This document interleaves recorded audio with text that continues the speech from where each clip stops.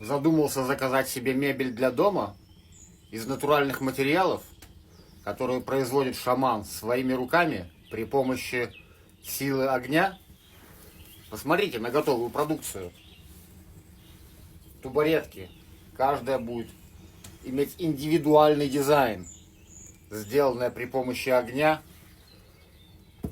и шаманского мастерства. Пока тубаретка делается, можно подогреть чаек. Чаек подогрелся.